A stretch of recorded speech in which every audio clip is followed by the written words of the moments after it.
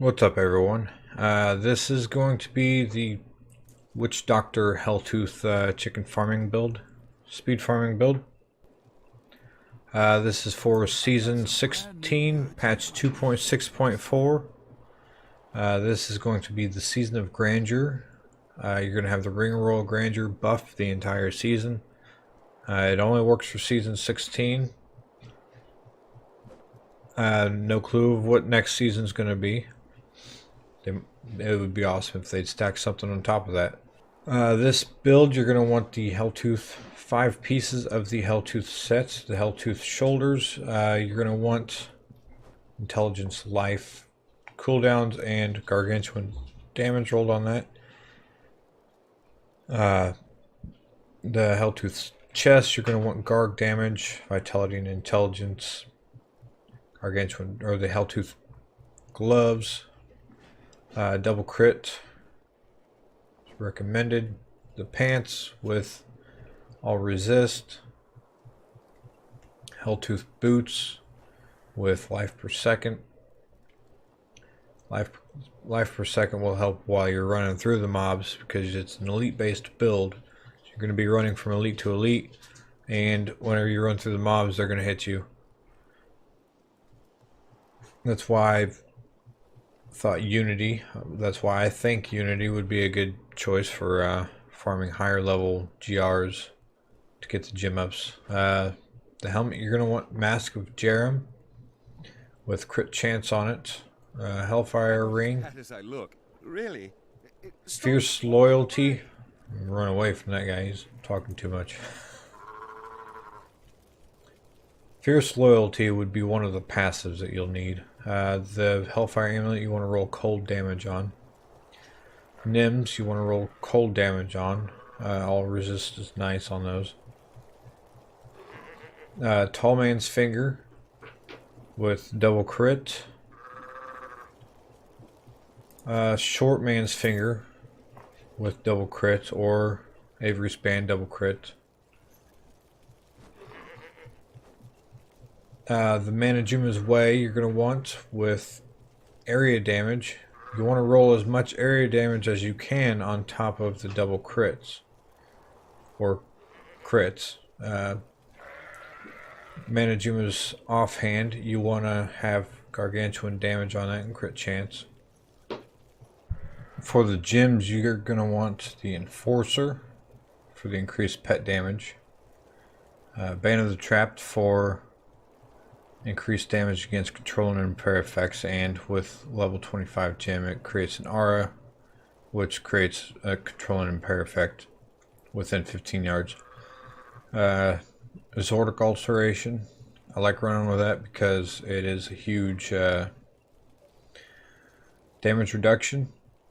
It's a lot easier to survive because when you run through the mobs, especially if you're going to do it through a higher greater rift, you don't really have much defense that'll allow you to survive while you're running through the mobs. In the cube, Please take me with you. These villagers are terribly dull. you're going to want Unity for the higher greater rift pushing. Or not pushing, but farming, higher greater rift farming. Put Short Man's Finger on when you put the Avery Span and Boon of the Hoarder on, so that way you keep the Short Man's Finger stats. Keep 3 gargantuans out there at all times. Tasker and Theo for increased pet attack speed, and Henry's Perquisition for a damage reduction. For the skills, you're going to want Wall of Death with Communing the Spirits. With your 6-piece set bonus, you need to cast Wall of Death to gain, which is an updated 9,000% increased damage. I think it was somewhere around 2.7 to 3.3. I can't remember what it was now, but it is now 9,000%. It's around a 3% increase. It increases damage for fire bats, zombie dogs, gargantuan, piranhas, Wall of Death. We don't have fire bats, so that's not important. So by casting that, it allows you to do the 9,000% increased damage. And then piranhas with Piranado. Piranado helps draw everybody in, so it's easier for the gargantuan with his cleave to swipe everything, and on top of the area damage. Spirit Walk with Honored Guest. Honored Guest is for increased mana. You gain 20% maximum mana when you activate Spirit Walk. Spirit Walk also helps you get out of tight situations. Hex with Angry Chicken, because we gotta be chickens for the chicken dinner. Summon Zombie Dogs with Burning Dogs. And Gargantuan with Humongoid. The Humongoid is the cleave. You need the cleave for essentially area damage, but so for the passives, you can use Confidence Ritual for the increased damage. Grave Justice for the cooldown. Gain 1% of your maximum life and mana to reduce the cooldown of all your skills by 1 second when an enemy dies within 20 yards. Pierce the Veil for increased damage and increased mana cost. The Spirit Walk will cover the mana cost.